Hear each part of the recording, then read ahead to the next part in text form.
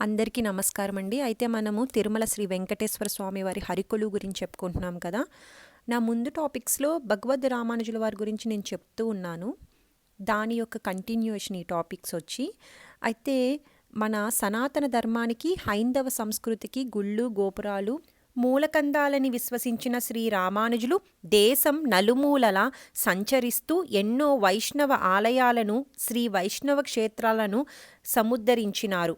అంత మాత్రమే కాక అక్కడి క్షేత్రాల్లో, ఆలయాల్లో కలగాపులగంగా అస్తవ్యస్తంగా ఉన్న అర్చన విధానాలను ఆగమోక్తంగా సాంప్రదాయ సిద్ధంగా తీర్చిదిద్ది ఒక సక్రమమైన ఆలయ వ్యవస్థను ఏర్పరిచిన గనులు మహానీయులు భగవద్ రామానుజుల వారు.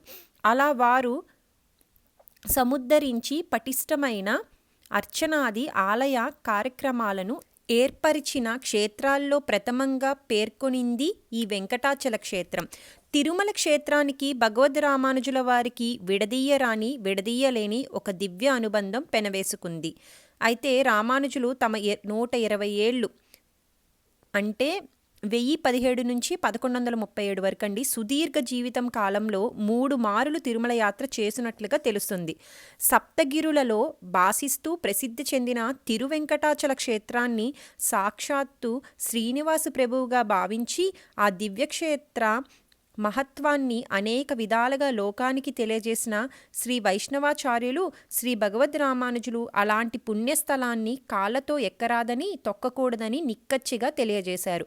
కానీ తమ గురువులైన తిరుమల నంబి అంటే తిరుమల తాతాచార్యులు శిష్యులైన అనంతల్వార్లు వారి వల్ల అప్పట్లో తిరుమల శ్రీవారి ఆలయ అర్చనాది కార్యక్రమాలు సరిగా జరగడం లేదన్న విషయాన్ని విన్నారు. అంతేకాకుండా ఆ కార్యక్రమాల్ని మళ్ళీ ప్రారంభించవలసిన అవసరం ఎంతైనా ఉందని, పరమ పవిత్రమైన తిరుమల క్షేత్రాన్ని అందుకోసం అధిరోహించడంలో తప్పులేదన్న వారి ప్రార్థనను ఆచార్యులు మన్నించారు.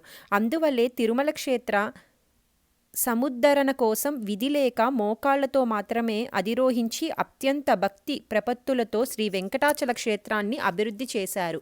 తొలిగా తిరుమల కొండను మోకాళ్లతో ఎక్కుతూ ఉన్న సమయంలోనే రామానుజులాచార్యుల వారు మోకాళ్ళు మిట్ట దగ్గర కాసేపు విశ్రాంతి తీసుకున్నారట.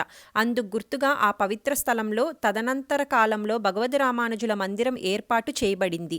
తిరుమల తిరుపతి కాలినడక దారిలో మోకాళ్ళు మిట్ట మధ్యలో ఉన్న ఈ మందిరంలో వెలిసిన రామానుజులాచార్యుల వారు దోవ భాష్యకారులంటారు. నడక దోవలో ఉన్న ఈ దోవ భాష్యకారులకు తిరుమల శ్రీవారి ఆలయం నుండి నిత్యము నివేదనలు తెచ్చి సమర్పింపబడుతున్నాయి.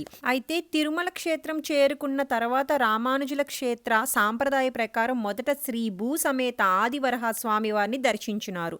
అక్కడ క్షేత్ర సాంప్రదాయ ప్రకారం జరగవలసిన మొదటి పూజ, మొదటి నైవేద్యం, మొదటి దర్శనం ఇత్యాది నియమాలను మళ్ళా పునరుద్ధరించారు. ఆ తర్వాతనే ఆనంద నిలయంలోని శ్రీనివాస ప్రభువుల్ని సందర్శించారు.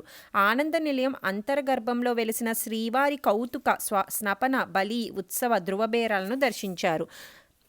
అయితే శ్రీరంగనాథుడై ఈ అలుమేలు మంగ వల్లభుడైన శ్రీనివాసునిగా దివ్య దర్శనాన్ని అనుగ్రహిస్తూ ఉన్నాడంటూ శ్రీ రామానుజులాచార్యుల వారు కీర్తించారు. కానీ అప్పటికే కొన్ని వేల సంవత్సరాల పాటు శ్రీ వెంకటాచలపతి పరమదయ స్వరూపిణి, కరుణ స్వరూపిణి యగు శ్రీ మహాలక్ష్మిని తన దివ్య వక్షస్థలంలో ఉంచుకొని భయాన్ని కలిగించే శంఖచక్రాలను ధరించకుండా పరమ శాంత స్వరూపంతో వరద కటిహస్తాలతో మానవుల సంసార భయాలను, దుఃఖాలను నిశ్శేషంగా పొగుడుతూ శ్రీనివాసుడైన శ్రీ వెంకటేశ్వరుడు పరమ ఆనందాన్ని కలిగిస్తున్నాడట. ఇలా వేల సంవత్సరాల నుంచి దర్శనమిస్తూ ఉన్న సాక్షాత్తు శ్రీమన్నారాయణి దర్శించిన భక్తులు శంకు చక్రాలు లేని ఈ స్వామిని శివుడని, శక్తి అని, కుమారస్వామి అని, వీరభద్రుడని ఇలా ఎన్నెన్నో విధాలుగా తలుస్తూ అర్చిస్తూ ఉండినారు. కేవలం అర్చించి ఆరాధించడమే కాదు, వారిలో వారికి తర్జన భర్జనలు జరిగాయి, కొందరికి ఘర్షణలు జరిగాయి, వాదోపవాదాలు జరిగాయి. ఇలాంటి సమయంలోనే భగవద్ రామానుజుల వారు తిరుమలను సందర్శించి ఆ స్వామివారు సాక్షాత్తు పరబ్రహ్మమైన శ్రీమన్నారాయణుడని నిరూపిస్తూ తన తపోశక్తి చేత ఆ శ్రీనివాసునికి శంఖ చక్రాలను చేయించి వక్షస్థల మహాలక్ష్మితో విరజిల్లుతూ ఉన్న ఈ స్వామి సాక్షాత్తు శ్రీ మహావిష్ణువు అని ఘంటాపదంగా లోకానికి చాటడమే గాక సాక్షాత్తు ఆ స్వామివారికే గురుస్థానం అలంకరించి తిరుమల శ్రీవారి ఆలయంలో ప్రత్యేక స్థానాన్ని పొందినారు. అంతేకాదు రామానుజాచార్యులు పంచరాత్రగమ శ్రీ వైష్ణవ సాంప్రదాయానికి చెందిన వారైన తిరుమల తిరుపతి ఆలయంలో జరుగుతూ ఉన్న వైఖానసాగమ సాంప్రదాయం పూజలన్నిటికీ ఏమాత్రం విఘాతం కలగకుండా వాటిని సక్రమంగా నిర్వహించినట్లు పర్యవేక్షించారు.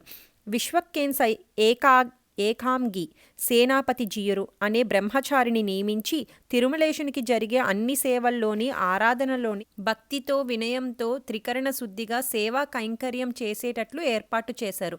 అయితే ఆయన తర్వాత వెంకట సటోకపయతి అనే పేరుతో సన్యాసం స్వీకరించి జీయరుగా అయ్యారు. అప్పటి నుండి నేటి వరకు జీయరులనే వైష్ణవాచార్య పరంపరం కొనసాగేటట్లుగా చూసిన పెరియ జీయర్ శ్రీ రామానుజ స్వామి.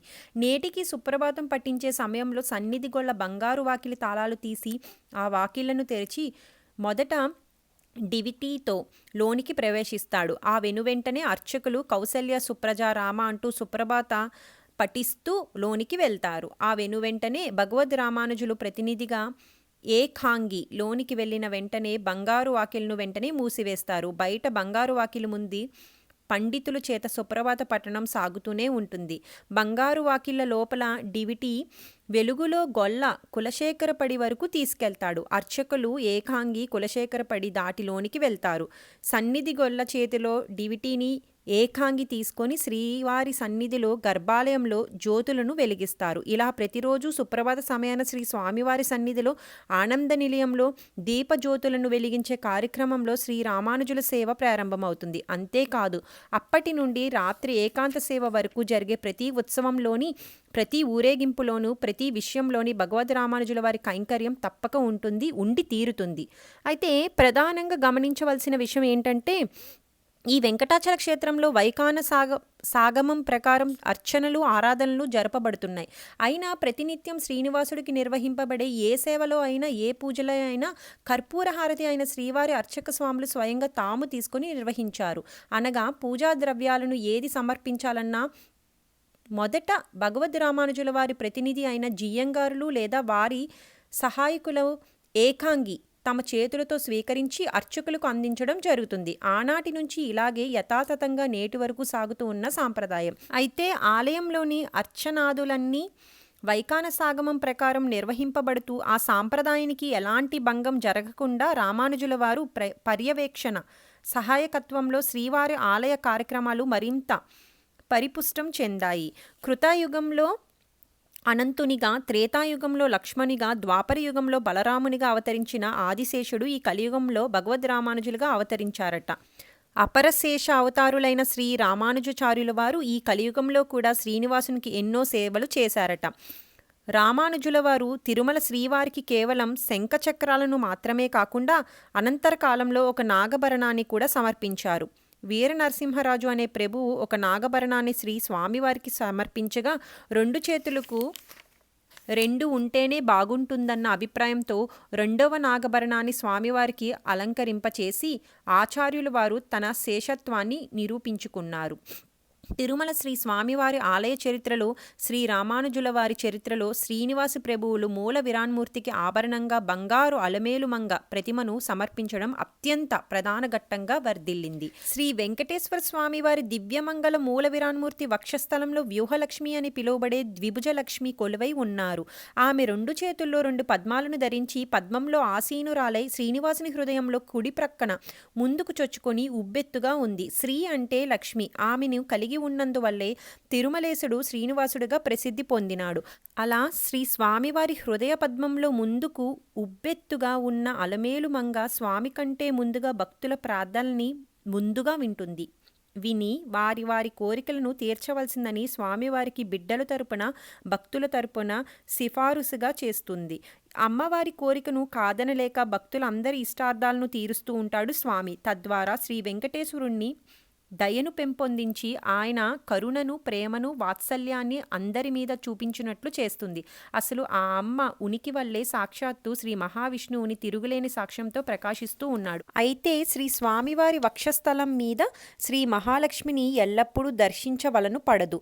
ఒక్క శుక్రవార అభిషేక సమయంలో మాత్రమే దర్శించుకోవచ్చు. ఇక మిగిలిన సమయాల్లో వస్త్రం, ఆభరణం, పుష్పాలు, అలంకారంతో నిండి ఉంటుంది. అందువల్ల భగవద్ రామానుజుల వారు ఆమె దర్శనం అన్ని సమయాల్లో భక్తులందరికీ కలిగించాలని ఉద్దేశంతో ప్రతిగా ఒక బంగారు అలమేలుమంగ ప్రతిమను తయారు చేయించి శ్రీ స్వామివారి హృదయంలో సమర్పింపజేసి కుడివైపున అలంకరింపచేశారు. భగవతి రామానుజులు బంగారు అలమేలుమంగను సమర్పించిన రోజు శుక్లపక్ష ద్వాదశి ఉత్తర పాల్గొని నక్షత్రయుక్త శుక్రవారమైనందువల్ల శ్రీ స్వామివారి ఆలయంలో ఆనాటి నుండి శుక్రవార అభిషేకం మరింత విశిష్టతను సంతరించుకుంది. ఆ తర్వాతి కాలంలో భూదేవికి ప్రతిరూపంగా మరొక బంగారు ప్రతిమను చేయించి స్వామివారి మెడలో సమర్పింపబడింది. ఇప్పుడు 2 బంగారు ప్రతిమలు వక్షస్థలంలో అలంకరింపబడి దర్శనమిస్తున్నాయి. అందుకే అన్నమాచార్యులు కూడా ఒక చోట స్వామివారిని వర్ణిస్తూ అలుమేలు మంగతాలి మెడవాడు అని కీర్తిస్తాడు. అసలు శ్రీ తిరుమలేశునికి ఎన్ని పేర్లున్నాయో ఎవ్వరికీ తెలియదు, కానీ రామానుజాచార్యుల వారికి మాత్రం ఆ స్వామిని శ్రీనివాసుడు అని పిలవడం అంటే ఇష్టం. వెంకటాచల శ్రీక్షేత్రం పుష్పమండపమని, అందున్న స్వామివారు పుష్పప్రియుడని నమ్మల్వార్లు చెప్పిన పాసురాన్ని బట్టి తెలుసుకున్న రామానుజాచార్యుల వారు తిరుమలలో పుష్ప కైంకర్యం చేసే నిమిత్తం అనంతల్వార్లు అనే తన శిష్యుణ్ణి ప్రేరేపించి కొనసాగింపచేశాడు. పిదప తిరుమలకు వచ్చిన రామానుజులు అనంతల్వార్లు చేస్తున్న పుష్ప కైంకర్యాన్ని చూసి ఆనందించినారు.